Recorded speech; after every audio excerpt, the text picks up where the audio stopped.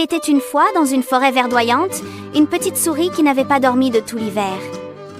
Son voisin, un ours énorme, dormait profondément dans sa grotte.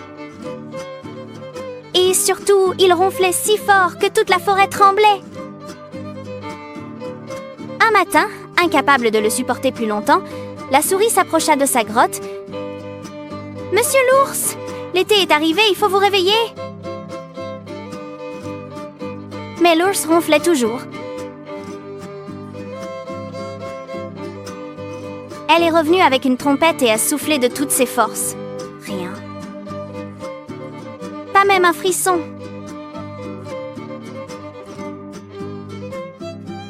Désespérée, la souris demanda conseil à ses amis.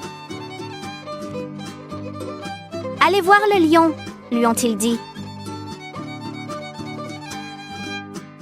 Son rugissement réveille tout le monde. Terrifiée, la petite souris se rendit à la caverne du lion. Il dormait majestueusement. Au moment où elle était sur le point de partir, elle a marché sur une branche. Crac! Le lion ouvrit un œil. « Que fais-tu ici, petite souris ?» Tremblante, elle expliqua son problème. « Je suis le roi, je n'ai pas de temps pour un être aussi insignifiant, » grogna le lion. Humiliée, la souris rentra tristement chez elle. Mais, en chemin, elle a entendu un bruit étrange. Fra! Elle s'est approchée et a découvert le lion caché derrière un arbre, se grattant comme un fou. « Qu'est-ce qui ne va pas, monsieur lion ?» Je ne sais pas. Je ne peux pas m'empêcher de me gratter. » La souris regarda de plus près et vit des douzaines de minuscules puces dans sa crinière. « Tu as des puces? Laisse-moi t'aider. »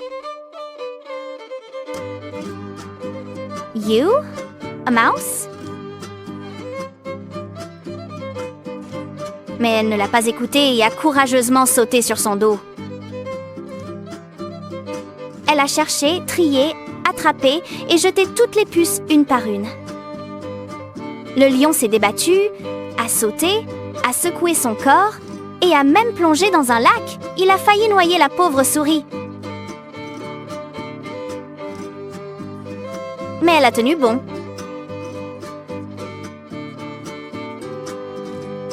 Finalement, trempé jusqu'aux os, le lion soupira. « C'est tout. Je ne me gratte plus. » Honteux, il murmura. « Petite souris, je te méprisais, mais tu m'as sauvée. Merci. » Touch eut la souris. Le lion la porta fièrement sur son dos pour la ramener chez elle.